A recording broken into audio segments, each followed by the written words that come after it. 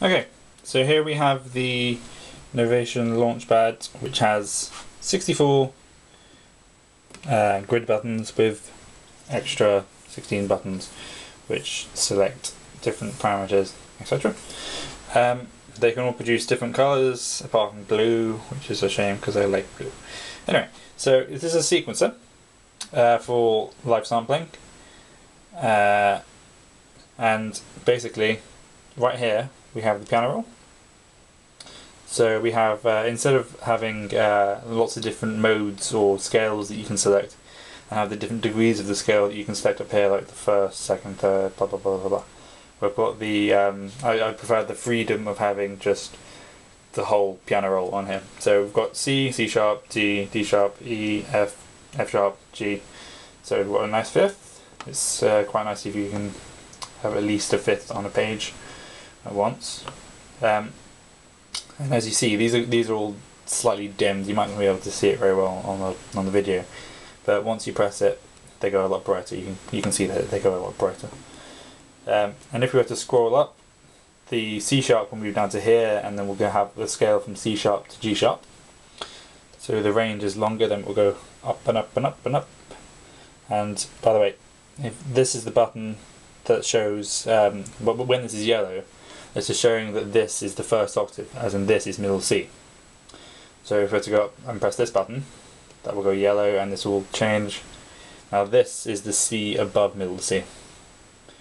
Okay, so if we go back, then we scroll all the way up from this C to the next C, we will see that it's all a little bit glitchy as well, which is a shame. See, this is the C above middle C. And we see as it moves down, as soon as it gets to here. Oh no, that didn't work. Okay, let's try it again. So this, when this C gets down to the bottom, this one will go to there. And there. Okay. And this is the middle octave, this is the one above C, this is the one above that, and this is the below the middle C and below that. But I'm thinking about just getting rid of these two octaves and just having three, because when you're doing sampling and you pitch shift things that much, they're not really going to sound that nice. They're just going to sound quite screechy or very low and very slow, which is quite a nice effect, I suppose, but it might be a bit extreme going to that many octaves. So when we press buttons on the Launchpad, let's say we want a C chord. So we've got C, E, G here, and then we want to do a F chord, F, A, and we have to scroll up for the next C. That's not right, F, A, oh god, it's a bit glitchy at the moment. So F, A, C.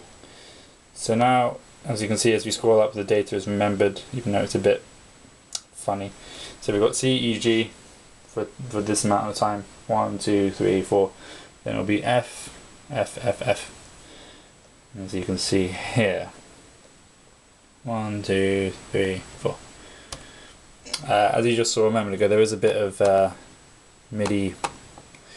There are a few MIDI issues. Like right now, I'm pressing here on this particular page, and it's not actually registering at all, so I need to check that out. Anyway, so if we go back to the first page, if we wanted to select the time signature and how this is played, the play bar will be lights, so it'll be 1, 2, 1 and 2 and 3 and 4, and depending on the time signature. To set the time signature, so we can do this all without touching the computer, we can hold down the mixer button and then press the top button to select the top part of the time signature. So let's say we want 4/4, we can, or go to the 4, and then we go down to this button, hold on this button, and you see that there's 4, 8, 16. There's also a 2, which I'm going to get rid of because that's a bit silly. So 4/4, see, 4, 4, and then this last one is the amount of bars that will go on for before repeating. So you can have up to 4. Okay, so we're just going to have it for 1 bar.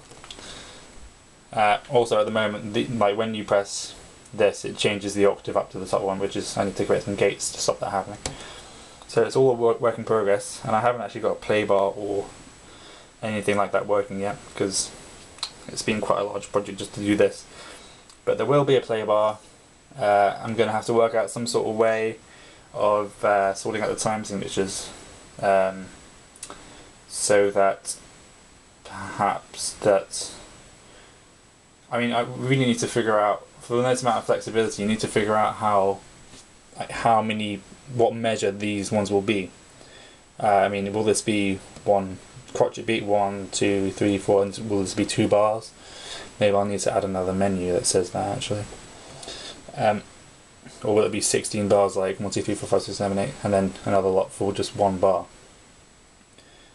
That would be an issue. The whole transport thing hasn't been properly executed yet. But there we go, that's what I've done so far. And I'm going to have another page which lets you select the part of the waveform you want. So let's say the waveform is here. We can just kind of like, we'll scale it down and we'll select the first part, we'll press this one and this one for the loop points. And then we'll have the inputs, which input we want it to come in for, 1, 2, 3, 4. Select that, then press the record button, it will record it in. Whether we want the recording to be looped, whether we want the playback to be looped, and we also need to set the gain levels for input as well somehow. So it's a large job, but it will be done eventually. Okay, so this is as far as I've gotten so far. Thank you.